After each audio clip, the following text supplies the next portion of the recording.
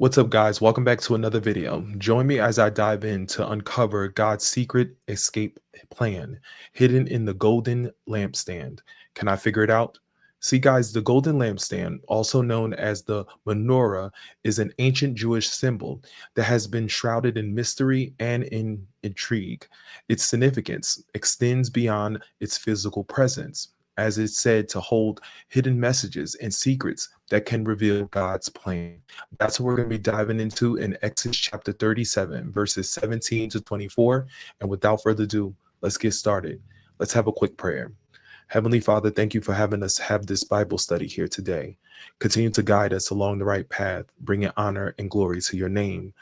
Let no demonic spirit come within this study and within our families. Protect us as we go about our day, living for you and glorifying you. In Jesus' mighty name we pray. Amen. We have our Bibles open to Exodus chapter 37, verse 17, and let's begin to read. Building the lampstand. Then Bezalel made the lampstand of pure hammered gold. He made the entire lampstand and its decorations of one piece, the base, center stem, lamp cups, bulbs, and petals. The lampstand had 6 branches going out from the center stem, 3 on each side.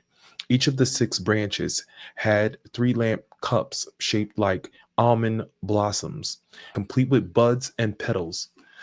The center stem of the lampstand was crafted with 4 lamp cups shaped like almond blossoms, complete with buds and petals. There was an almond bud beneath each pair of branches, where the 6 branches extended from the center stem, all made of one piece. The almond buds and branches were all of one piece with the center stem, and they were hammered from pure gold. He also made 7 lamps for the lampstand, lamp stuffers, and trays, all of pure gold. The entire lampstand holds with it accessories was made from 75 pounds of pure gold. Recognize and read the scripture, and we all say amen. To do a cross reference, we look at Exodus chapter 37, verses 17 to 24, and it gives us Exodus chapter 25, verses 31 to 39, and Exodus chapter 40, verses 24. Now, let me give you some more information for your study. Guys, there was the lampstand that symbolized God as the light of the world. One of the most significant attributes of God is light. Without God's light, the world would be lost in darkness. No one could see the way, the purpose, meaning, and significance of life. Light shines on God's handiwork, showing everyone his power and might in the lives of men. The actual lampstand itself was made of one piece of pure hammered gold. The one piece of gold made the base, the shaft, the 6 branches, the lamp cups, the buds, and the blossoms that we see in verse 17. We also see the 6 branches were made with 3 branches on each side of the center shaft or stem in verses 18. The 3 cups shaped like almond flowers with buds and blossoms for each branch were made in verse 19. However, on the center staff or stem, 4 similar almond flower like cups were made. We see this within verse 20. But we also see that one blossom under each pair of branches was made as well in verse 21. I also want you to turn your attention to that of the builders of the lampstand hammered out all the decoration and branches, all as one piece forming the lampstand. We see this within verse 22. I also want you to pay close attention to this. The 7 lamps and accessories were made of pure gold as well in verse 23. We know that the lamps and all the accessories were made from 75 pounds of pure gold. Guys, also we see here the lampstand eliminated anyone who entered in the holy place of the tabernacle. When the believer entered the presence of God, the light of God shines upon the believer. The believer becomes God's light to the world. Let's break this down even further. I want you to note what scripture says about God's light. First, God's light demands that we believe and trust in his light. We see this within John chapter 12, verse 36. Let's take a look. Jesus says, "Put your trust in the light while there is still time. Then you will become children of the light." The light of God eliminates fear within us. Let's take a look at Psalms chapter 27, verse 1.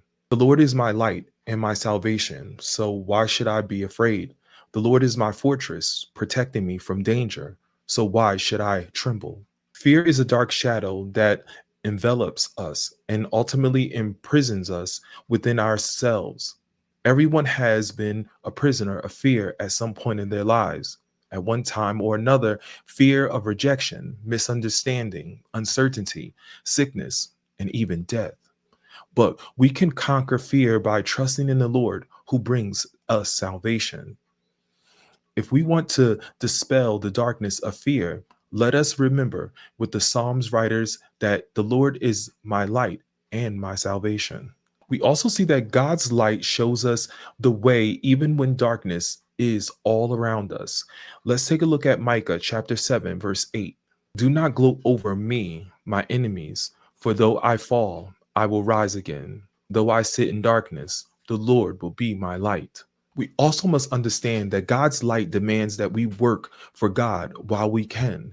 Let's take a look at John chapter 9, verse 4. Jesus says, we must quickly carry out the task assigned to us by the one who sent us. The night is coming, and then no one can work.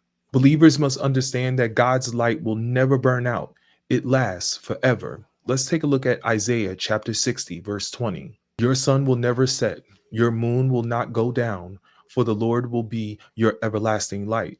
Your days of mourning will come to an end. See, the light of God shines through us to the world. Let's take a look and start with Isaiah chapter 60, verse 3. All nations will come to your light. Mighty kings will come to see your radiance. Let's head over to Matthew chapter 5, verse 14. Jesus says, you are the light of the world, like a city on a hilltop that cannot be hidden. Let's head over to Acts chapter 13, verse 47. For the Lord gave us this command when he said, I have made you a light to the Gentiles, to bring salvation to the furthest corners of the earth. Let's take a look at Ephesians chapter 5, verse 8. For once you were full of darkness, but now you have light from the Lord. So live as people of the light. As people who have light from the Lord, our actions should reflect our faith. We should live above reproach morally so that we will reflect God's goodness to others. Jesus stressed this truth on the Sermon on the Mount as we look at Matthew chapter 5, verses 15 to 16. Let's take a look at Philippians chapter 2, verse 15. So that no one can criticize you, live clean, innocent lives as children of God, shining like bright lights in a world full of crooked and perverse people. Let's take a look at 1 Thessalonians chapter 5, verse 5. For you are all children of the light and of the day. We don't belong to darkness and night. I also want you to notice what scripture says about the light of Jesus Christ. The light of Jesus Christ is the true light. Let's take a look at John chapter 1, verse 9 to start with. The one who is the true light, who gives light to everyone, was coming into the world. Let's head over to 1 John chapter 2, verse 8. Yet it is also new. Jesus lived the truth of this commandment, and you also are living it. For the darkness is disappearing, and the true light is already shining. We believers must believe that Jesus is the light of the world, and his light eliminates all darkness. Let's take a look at John chapter 8, verse 12. Jesus spoke to the people once more and said, I am the light of the world. If you follow me, you won't have to walk in darkness because you will have the light that leads to life. What does it mean to follow Christ?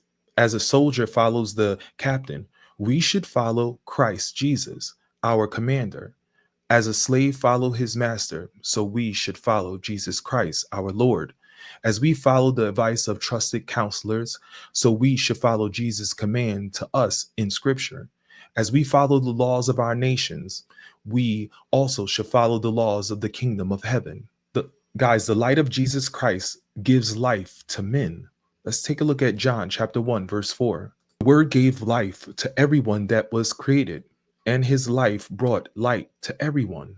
The darkness can never extinguish it, means that darkness of evil never has and never will overcome God's light. Jesus Christ is the creator of life, and his life brings light to humankind. In this light, we see ourselves as we really are, sinners in need of a savior. When we follow Jesus, the true light, we can avoid walking blindly and falling into sin. He lights the path ahead of us so we can see how to live. He removes the darkness of sin from our lives. In what ways have you allowed the light of Jesus Christ to shine into your life? Let me know in the comment section below. Let Christ guide your life, and you'll never stumble in darkness again. A believer must understand the light of Jesus Christ shines in our hearts, giving us knowledge of God.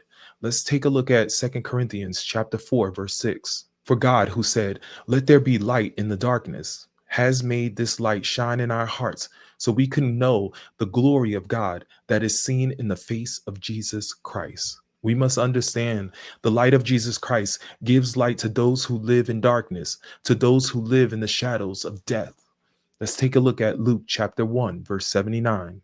To give light to those who sit in darkness and in the shadow of death, and to guide us to the path of peace. We must understand the light of Jesus Christ is a great light.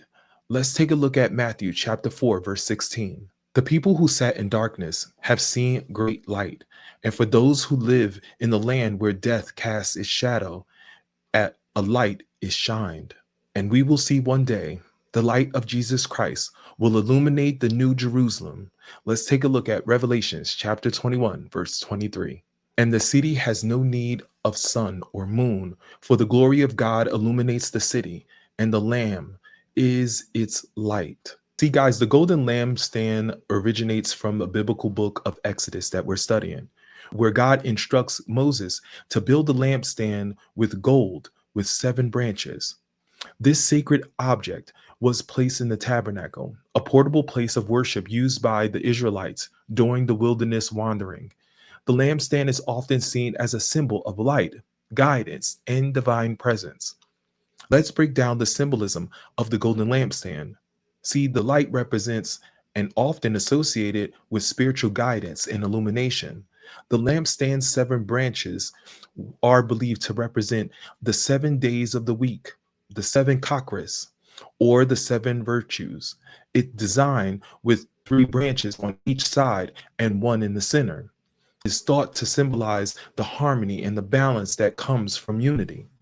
The number 7 is significant in many biblical accounts, representing completion, perfection, and spiritual fulfillment. Lampstand's 7 branches may signify the sevenfold nature of God's Spirit, which is mentioned in Isaiah chapter 11, verses 2 to 3. This could imply that the lampstand serves as a physical representation of God's divine presence and power. In the book of Zechariah, there is a vision of a lampstand with 7 lamps, which symbolizes God's eyes scanning the earth, searching for those who will walk in his ways.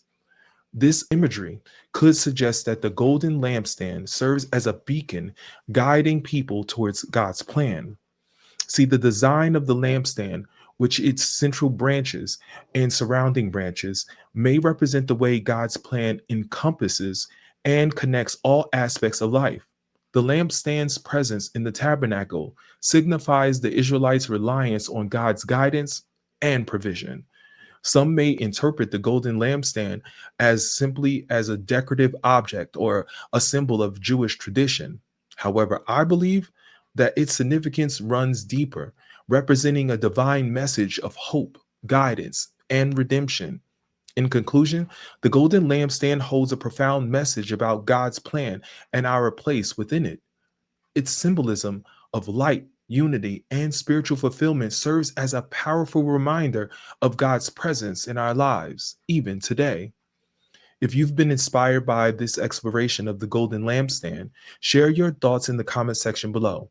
And if you're interested in more content just like this, be sure to check out my next video where we'll dive deeper into the mysteries of the Bible. I want to thank you for watching. God bless you. God bless your family, and I'll see you in the next video. Thanks. Whew.